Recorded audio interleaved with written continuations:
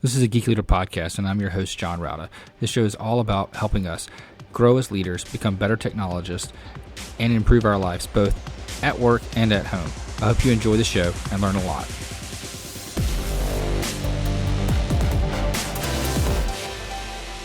Welcome to a Geek Leader podcast. I'm your host, John Rauda. And if you could, please do me a favor and take a moment and leave a rating and review in whatever podcast player you're listening to this on, whether it's Apple Podcasts, Spotify, iHeartRadio, doesn't matter. I would greatly appreciate it. And that feedback really helps get other listeners to the show. Also, if you're not subscribed, go ahead and subscribe so you don't miss an episode. And if you feel so inclined, you can go to geekleader.com/tip and donate to the show. Thanks so much. All right, Geek Leaders, today I'm honored to have Louise on the show. He is the founder and CEO of Most Loved Workplace, and he's also the author of several awesome leadership books, which I'm sure we'll hit on and talk about today. He's also the creator of the Love of Workplace Index and Spark It, which we'll talk about as we go through this whole conversation. Anyway, with all that being said, Louise, welcome to the show. Hey, John, thanks for having me. I really appreciate it.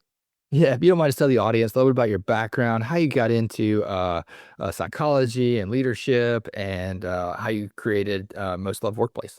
Yeah, so psychology and leadership came after trying to be in the financial services sector at the beginning of my career. And I said trying to be because it just wasn't the right fit for me, right? 'Cause being in financial services, big companies, Fortune 100, and a few of those. And it just didn't fit. I really wanted to create product, innovate, develop community, and create a place that I really wanted to work and live, right?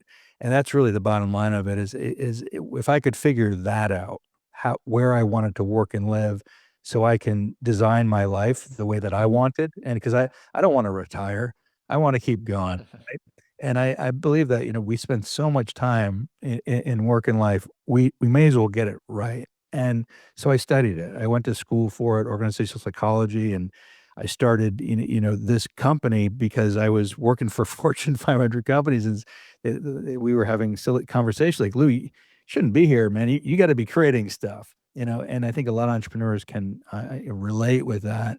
And so, 9/11 at Columbia University, getting my social organizational psychology degree. And obviously, I was in New York City, boom, it hit, right?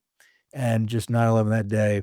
And so I said to myself, well, I'm going to let go of the past. I'm not going to, I'm not going to necessarily do what I've been doing, right? I don't want to go there anymore. I want to make a fulfilling life. And so I did what any red-blooded American would do, right? You create a drum circle, right? That's what red. And of course, there's a lot of more brave people at that time, but bravery does come in different ways. So I did create a drum circle, yeah. And so I brought in hundreds of people from around New York City to come in and drum, right? And I'm a drummer I've been a drummer my whole life since I was 8 years old, played in biker bars. I got pictures of it all around me back here.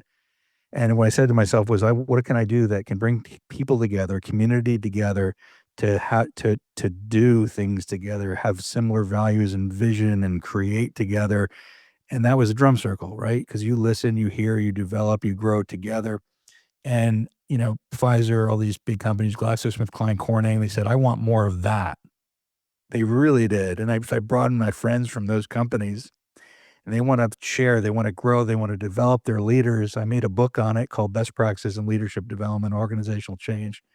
And so I made that shift over and saying, life isn't just about, excelling, exceeding, it is about that, but it's about who you do it with and how you do it and how you establish boundaries, respect, understanding, and shared values, and you drive that to the future with your outcome. So I'll talk a little about that today in terms of how to create that kind of culture inside, how to attract that kind of right people to your company, and how to develop that kind of community in a way that people are really stoked to be there. So I know you've done a lot of research when it comes to the data behind culture and why it's so important for you to love and interact with the people that you work with and the company you're with. And I've seen that in my own life too. Just, I don't have the data behind it to kind of measure it, but I've seen, when I first became a manager, I kind of sucked at it. I had a really high turnover. It wasn't going very well.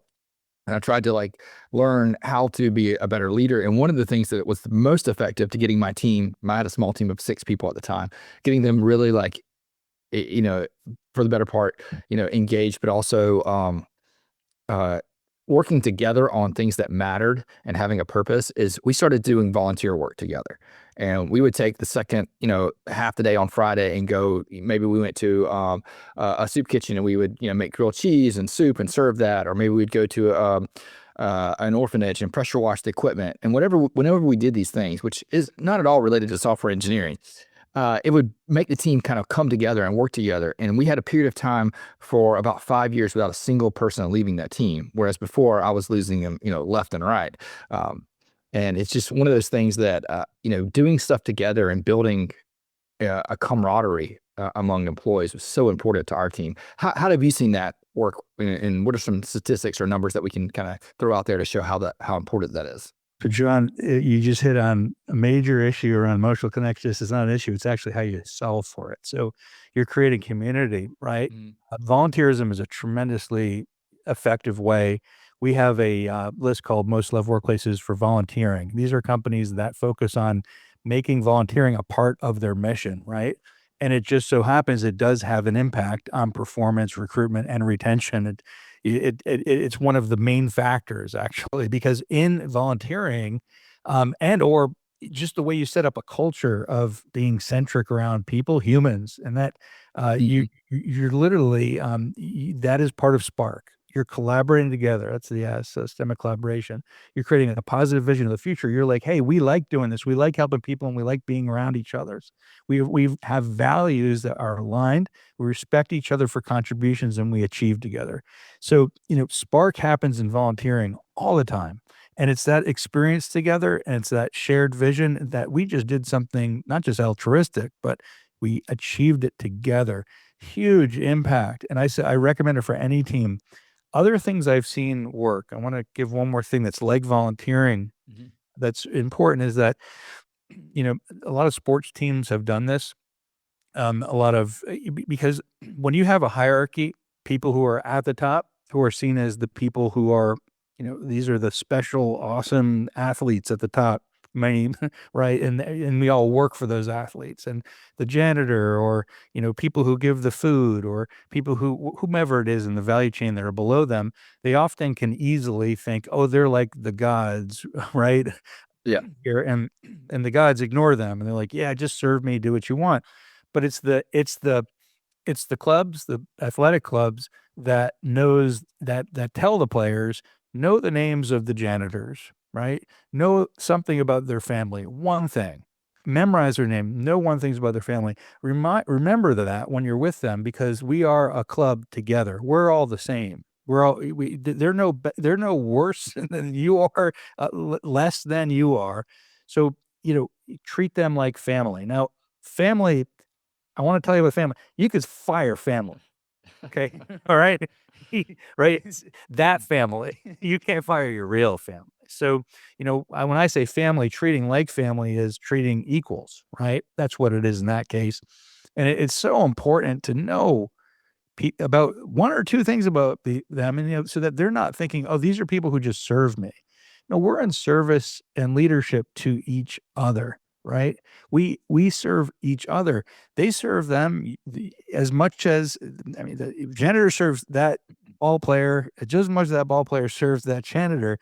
You're all doing the same thing. So understanding that equality, volunteerism is a great way to do it like that, definitely. Knowing their name, very simply, knowing their name and one thing about them. How's your son doing in baseball? How's your daughter doing? Right. Right. One thing. So I've seen the kind of things you're saying, John, when you were enhancing and developing your management. Very important. It's extremely important. Yeah, I think it's so important you know, to have that person that's, maybe a senior executive at a company that just walks in and they know the person at the front door, they know the person in the mailroom, and they say, instead of just saying, go and grab your mail, going in and saying, hi, Bill, or whoever the person is there, and talking to them and spending a minute just, asking them how their weekend is. It's a very simple task. It doesn't take 2 minutes, but it means something. It does, and it seems so simple. So people, you tend to, sort of forget about it or think it's too superficial and think, oh, I don't need to do that, right? These are simple things, and sometimes it's hard for people. Look someone in the eye, right? To look someone in the eye, Sometimes people like hugs. That sounds crazy. I know. It's not going to be a hugging culture. You got to It's got to be an HR approved hug. It's an HR approved hug. Different people want different things, and different people experience different things. I always say money is also a form of love, and I think of course, you can give more love to people based upon different monetary aspects, but it is a form of love, and this is a recreation of what what love really is. Because love in spark and in emotional connectedness isn't fuzzy. It's directed. It's a directed practice with collaborating with people, right? Really understanding them, sharing a vision, aligning your values, respecting, and finally achieving together.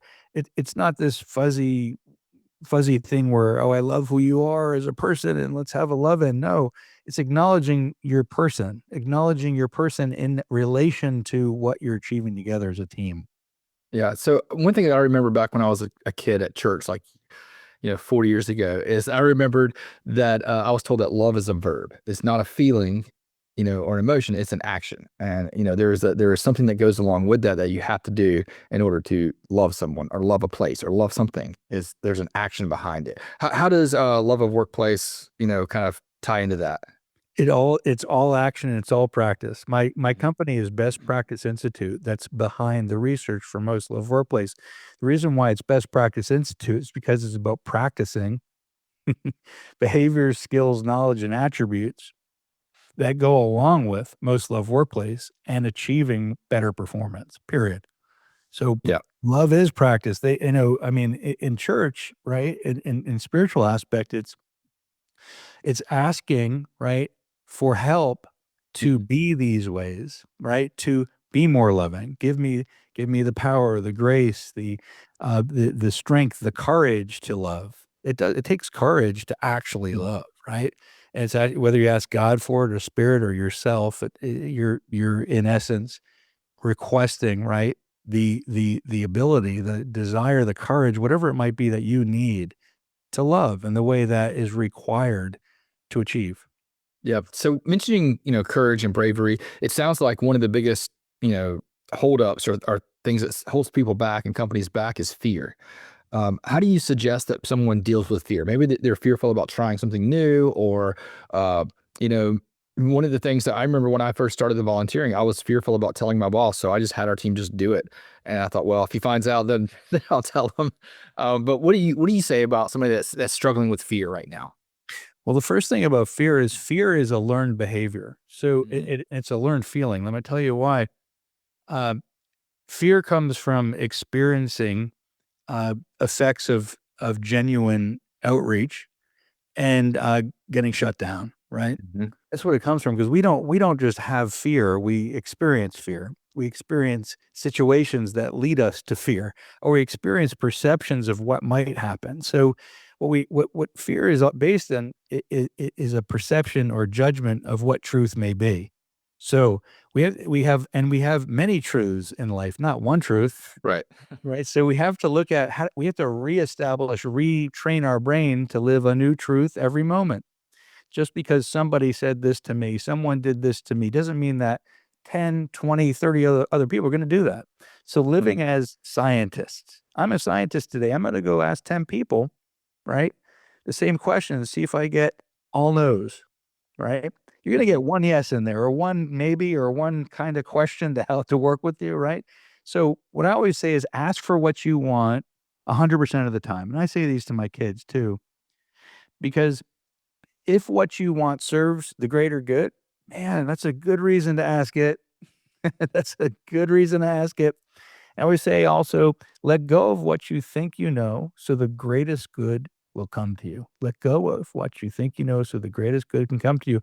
And all fear is based on that. Should I ask my boss this today? Should I do this today? Well, is your should aligned with the greater good? And you got to ask that. And I do it in several ways, John. And I want to share one with you because you mentioned church. I always say God's in that second chair. Mm-hmm. And what would I ask God? Is this something I should do? Is this something that I should be working on today? I should be doing? Does it serve the greater good, or does it not? Does it serve my greater good, my families, my communities, my companies? Because it may not.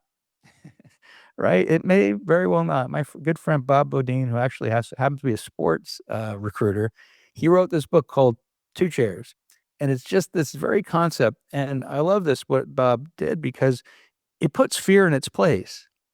There's no fear when you know it's coming from a good place anymore. You know you've been put on earth to do this very thing, and you're asking God or your spirit or whoever it might be, hey, is this the right thing to do today? God or that spirit or whoever that higher good is going to have a good answer for you. And when they do have that answer for you, listen to it and go on with no fear, regardless of the outcome. You got to do it. Yeah. Just look at that second chair and ask him, hey, is this the right thing to do? Does this help anyone? Does this have a greater good? Is this going to achieve a greater good? That's your question. It's not, am I fearful of doing it? Is what I'm doing achieving a greater good, achieving what I'm setting out to do? And if it's not, let it go and push it away. Yeah, I think that's a great approach, and that makes things a lot easier to make that decision, because you know what the right choice is at that point, and fear of whether the outcome's going to be what you expect or not shouldn't matter as long as you're doing it for the right reasons. You fail all you want on that reason, right? Keep failing. Keep doing it 10, 20, 30 times. You keep failing because if it's the right thing to do, man, you could probably have to do it 100 times. Yeah, 100%. 200. Yeah. So a lot of what we're talking about is building culture. And one thing that I always tell people is that, everything that you do is affecting your culture, either positively or negatively. Every reply to an email, every not reply to an email is actually affecting your culture as well. What are some of the biggest mistakes that leaders make when they're trying to affect culture? Big mistake is, number one, this is real important. If you find someone on your team doing something that's not right, don't let them get away with it. What you feed becomes your culture. You feed the good becomes your culture. You feed the bad becomes your culture.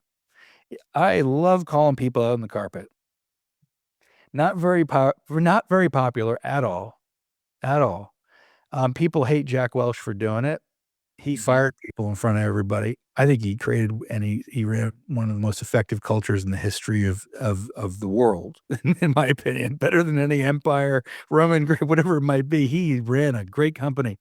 His workout programs in Crotonville and the way that he brought people together to see the work that everybody was doing and then say, you're wrong, you're fired. In my opinion, I was massively effective. It kept the high performers and it wasn't low performers. It was people who weren't aligned with the vision of GE at the moment. You did wonderfully around Jack. So again, pay attention to what you pay attention to, know what you want in your culture, call out the bad so it doesn't become the bad, and call out the good so it becomes the good. Who else is going to do it if not you? If not you, then when, right? If not now, when is this going to happen, right? Yeah. If not you, then who? If not now, then when? Primo Levi said that, right? It's a great phrase, and you got to step up. Yeah, it sounds like what I hear is that we have to hold people accountable, and accountability is very important. And I was talking to somebody not so long ago. We were talking about dress code policies at places, and I mentioned that my first day at a job, probably 25, 30 years ago now, I read the dress code policy, but I missed a part where it said you had to have socks. And so I showed up at this place and I was wearing like Sperry boat shoes with no socks on, but I had, khakis and a tucked in button down shirt. I looked nice except for that. And the first day my boss called me in his office, like within, 30 minutes of me being there, and told me I had to go home and change socks. And I went home angry and I was mad and I didn't want to come back. I almost didn't, but I came back and I respected that boss more than anything, because even though he didn't agree with the rule, he held me accountable to the rule and didn't waver in the fact that this is the right thing because this is our policy. I don't like the policy, but it is our policy, and I'm going to hold people accountable to this policy. And you're going to have to go home and change socks. Simple as that seems, as stupid as wearing socks seems, it's the rule, and that's what we have to do. We have to follow that rule. And I respected him more because of that. And I would listen to him more and I would follow him more because of that simple thing the first day of the job. Right on. The respect was for the opportunity to to follow the rules, right? That Mhm. isn't that, and I always tell people it's so popular for young professionals. Sometimes I see this to immediately rage against the machine, right? Mhm. Rage against the machine. Let's do it, I want my things my way. You just signed up for something, okay? And you also signed up for a boss who should be doing his or her job, their job, right? Boom. And if they don't step up, I wouldn't respect them either, right? So it's like, oh, hey, look at me. I'm not wearing my socks. What do you Yep. think? And every day, sooner or later, is the slippery slope argument comes in there. One day you may not come in with a shirt, right? Like, when Exactly. is that gonna happen? Okay, then you're fired, right? So, I mean, that slippery slope is gonna happen in every culture, every situation, and it does. I've seen it time and again when leading and managing, and that's why as a leader or manager, I'm sure that you've done this too, you have to take the higher road, Mhm. even if it's unpopular, and especially when it's unpopular, because then you'll get the respect of your younger professionals or newer people inside your company, or even the people who are already there. Yeah. One of the phrases that I had a different boss, that fantastic leader, he was very, very hard on holding people accountable. And he would say, well, you can always exercise your right to find another job. You know, you have your Love right to that work here. You phrase. can exercise your right to find another one too. And, or you can stay here. Would love to have you, you know, but I've if you're done going to that stay on here. I've done that on numerous occasions, and I use the word "there's the door." It sounds horrible. I know. I realize it sounds terrible, and it's very. I said you have the right to walk through that door, and Mhm. I invite you to take it. I've had people who do, and I thank them so much for leaving. So much. Please leave. I really do. Please leave, because I know you won't be a part of our success. I hope every leader can hear that. Now, you could take 2 roads here. Make sure that when you say use your right to the door, that it's really true. Understand where they're coming from. Go Mhm. up the ladder of inference with them. Say, what happened today? What's happening with you? What leads you to this conclusion? Where is your head? Where is your universe? Understand where they're from. And if that universe doesn't connect in values and vision with yours, please show them the door. Hire fast, fire faster. Okay, and I have seen so much success with that, with owners, with managers, with leaders. When you lead, you have a huge responsibility for the fiscal responsibility for your company. And if there are people who are abusing that, I strongly recommend you have serious, crucial conversations with them so that you understand who are the best people who will serve your greater good and the greater good of your company, and put them in the chair when that second to let them sit in their first and second chair. Are you really asking that for that second chair of whether what you did or what you do serves the greater good? And if it doesn't, you really should exercise that door. Really exit, because man, the hinges swing in and out real easy. Yeah. We don't want to make it revolving either. We want it to be choice based. I hats off to your boss. It's a huge, huge way, massively important way of leading. Very unpopular way, but massively important. Yeah. I think it's one of those things where, two things happen when that happens. In my opinion, it does the right thing for the business, which is better for everybody else. And if you don't, then you're robbing from everybody that works there, that is doing the right thing. And also, that person will never be happy in this situation. And it's helping them get into a place where they can be happy too. Love that. And, because different people have different roles and different, aspirations and different loves of things, and they're not going to love this workplace. If you're not following the rules and you're raging against the machine, as you said, then they're not going to be happy here. Go somewhere where you can be happy. That's what we want for you. And that's one of the major misperceptions of a most loved workplace is that we love you no matter what. You got it wrong. We don't love you. That's family. Okay. Now, the no matter what, it opens up an enormous array of variables. It, Mhm. it, it opens up potential abuse against the company, taking advantage of policies, practices, and rules that create the success for the company. I mean, that you can't allow that, right? Now, there's a nice middle that you can play in around the SOX rule, right? If your rules aren't incredibly unreasonable, then we have space to perform together. Like, right? I mean, people are volunteering together. They're in the possibilities. We can rise up their talent. Someone's awesome at a certain type of, AI, machine learning programming, or, can vibe code in a way that no other engineer can vibe code, right? Like, they're awesome at it, and they require heads down work, right? Maybe they don't like to be looked at all the time, or they know that will keep away from that will keep them from performing at a certain level, and they ask that they have silence or quiet. Give that person silence and quiet, right? So they have to be in that particular kind of culture. There might be a culture that says, we need eye contact from you every single day. We need you to look at us, say our name right, and understand everything about our family. That vibe coder who needs heads down work, not going to be a good place for them. So now that it's going to be an awesome place for tech company, though, right? Mhm. You're gonna have his headphones on. They're gonna be locked in. And you're gonna be vibe coding all day and creating awesome stuff, right? The person doesn't need to know about your family or your name, Right.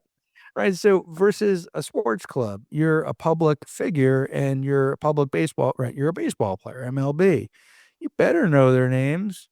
You're gonna get out on that field. Maybe you have a persona as being a jerk, but you can't be a jerk in this club to my people because we're a family. Not a good fit, right? So again, vibe coded situation, tech versus a highly open kind of public facing company, different sets of behaviors, different sets of personalities and requirements for achieving. Yeah, I agree 100%. I think there's different opportunities for each role and places that are happy place for that role too. And one of the ways that I like to look at it is you mentioned family a couple times, and there was a book that I read a long time ago called Herding Tigers by Todd Henry. And in that book, he talked about conflict within teams and things like that.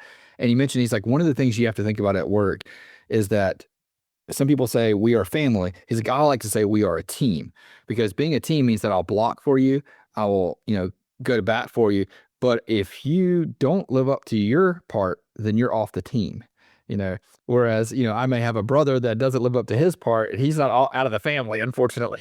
you know, but There's no business like show business, right? yeah. The show must go on, right? You have all this stuff that gets in the way of the show going on. Maybe if it's going to the big show in the big leagues, or if it's going, to your computer to vibe code, they all matter. You are Yes. making the show happen. And if you let all this other stuff happen around you and you're not showing up to make it happen, not just show up, but make it happen and executing on it, man, no, it's not going to work. We need to block, tackle, help, support, mirror, grow together. If we're not, we're not playing on the same team. We're playing against the team. And yeah, bye-bye. Yeah, 100%. So, if you don't mind, just tell us a story or two about, some success that you've seen with people that have changed culture, for the better to improve their business and their bottom line.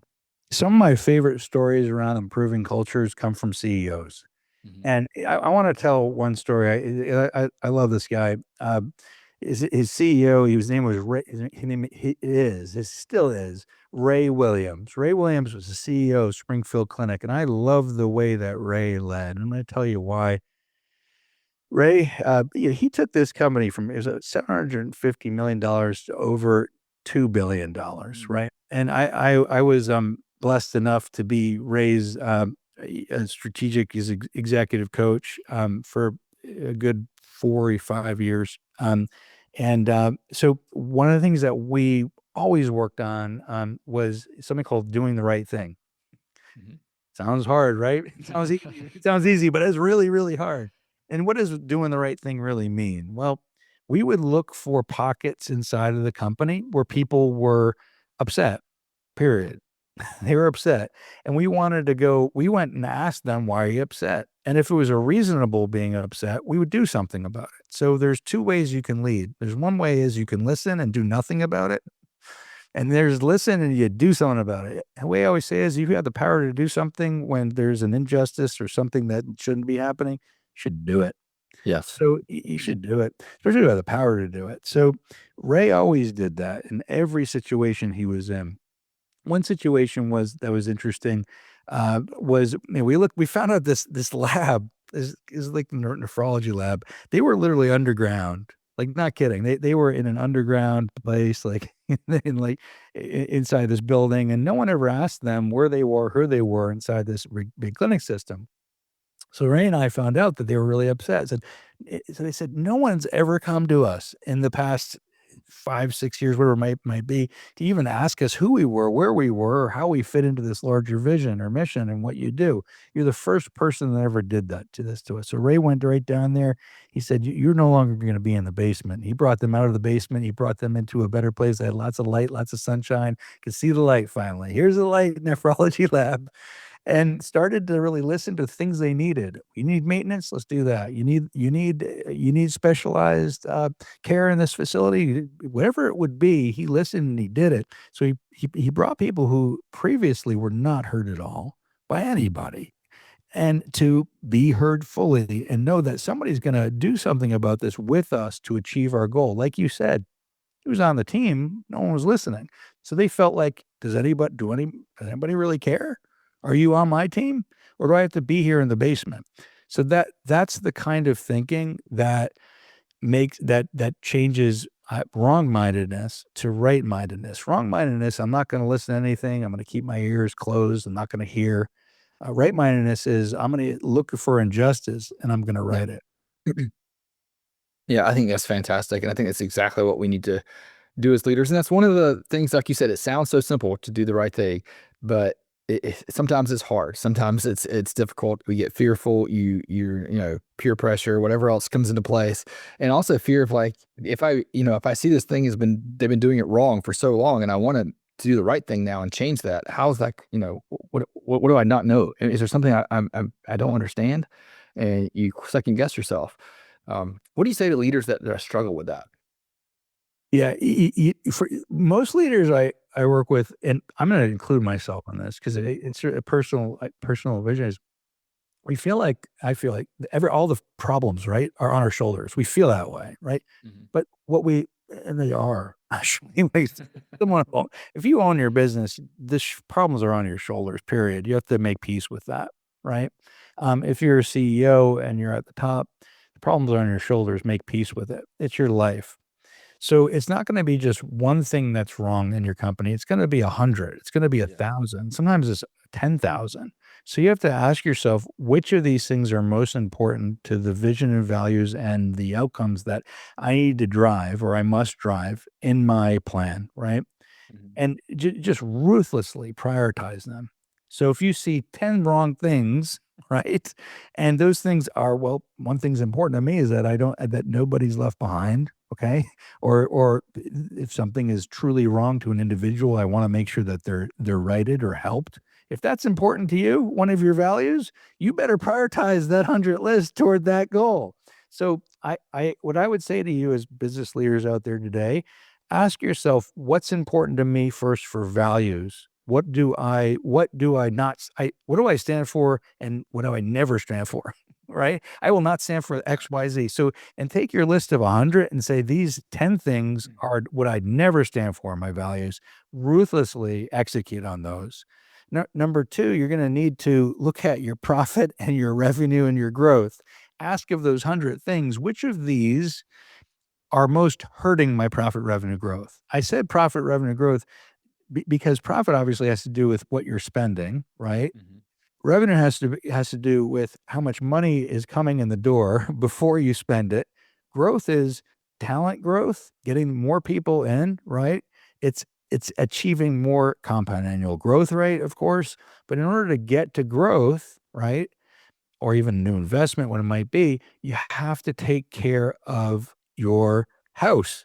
Okay. And your house is all about cash flow. Guess what? That's what business is about, everybody. We're here for cash flow, and we're here to understand what our cost looks like and what talent is taking care of that inside the company. So pay attention to your funnel, pay attention to your service level chain. You have to do that. And if there are things that are harming that, what I call the beer game, look up the beer game, how the beer is getting made. ruthlessly prioritize those. Make sure that none of them are killing that process, because if they are, that's your job. Fix it. I have problems I fix every single week. Say, what's the problem this week? And I usually end up fixing them on the weekends because I don't have time during the week. So weekends are fixing time for me personally, in between being with family. So, and it's that to me is important for leaders. I, you said, what would I say to them? I say, buckle up. This is the most difficult job other than being a father, I believe. That if you want that job, I love this one. Not so sure. It was Sometimes. sometimes, right? Exactly. I'm not so. Yeah, that one I'll just always, even when it's difficult. This one, when it's difficult, you got to ask yourself, what is it taking away from you? And I Yeah. call it, what's that taking away from you truly? Like, some people I'll give a calendar reminder to, and they'll say, I can't make that time. No, no. You got any other times? I said, if I did, it would be on the calendar reminder. Like, what are you asking me for something I'm not giving to you? Right. So I value my time. Make sure that you make sure that others know it from the start, and they'll get upset. No, these are important people you have to talk to. Not to me. My family is much more important than any of those people will ever be. Sorry, investors. Sorry, board members. Not sorry. No Yeah. way. So like, I just don't care. Right. So, like, that eludes some people, but it's Peter Thiel on the phone. My kid, though, has a piano recital. Can I just use some French? Yeah, absolutely. F you, PT. Yeah. My kid has a piano recital. And if PT doesn't want to do that, you go keep your millions. Mhm. Go ahead, PT, keep your millions. I don't care. My kid's got a piano recital. So know your values. Piano recital, more valuable than millions of dollars. Yep. I think once you set up those boundaries is so important, not just not just to you, but also to those around you. Knowing your boundaries and knowing those values, I think that's really important. I remember when I was an early manager, I was working way too many hours, and I got to the point where I think my wife was pregnant with my second kid when I made this decision. Like, I'm just not going to do this anymore. That was the culture of the place, is that people stayed late. They came in early. They worked all the time. So I went to my boss and said, hey, I'm going to leave, between 5 and 5:30 every day. And I'm not going to check my phone until my kids go to bed at 8. If there's a disaster, then I'll jump online after they're in bed and I will work my butt off all night long if I need to. He's like, I don't think that's going to work here. I said, well, if it doesn't work, fire me. That's what I'm going to do. And it turns out it worked just fine. Like, it worked just fine. I got more work done before 5 than I used to do, before 7 or 8, just because I knew I had to get this done and I focused better and I just got it done. And having those boundaries is so important.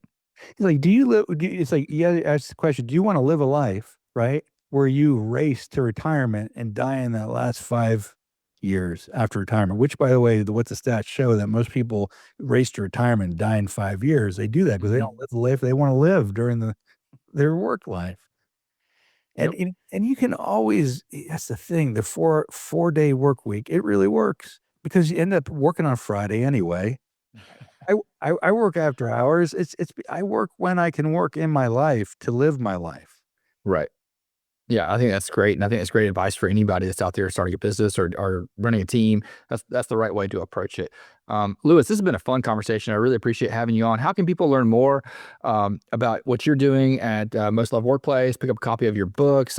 Again, best-selling author of No Brainer Hire, In Great Company, and others that are out there as well. I mean, if you go Louis Carter, LOUISCARTER, Louis Carter and Most Loved Workplace on Google, just do that and look up all the stuff, or just check out some other stuff too. If you like getting more visible on the web, go to Louis Carter, VISIPAGE.ai, VisiPage. Check that out, because for business owners right now, man, you got to check that out. Gets you more out there for the things you believe in, all those visions and values and belief system. Get that on there, because that's where you can live, so you can be known for it when candidates come to you, so you don't get the wrong candidates. Mm-hmm. Absolutely. Louis, thanks so much for coming on the show. Really appreciate it. John, you rock. Thank you so much for the opportunity. Hope you enjoyed the show. Please go to geekleader.com to learn more about what this guest is up to. Click on their links and connect with them online. I would also greatly appreciate it if you could leave me a rating and review in Apple Podcasts or wherever you listen to the show. And make sure you've subscribed if you haven't already. And if you feel so inclined, you can leave me a tip by going to geekleader.com/tip.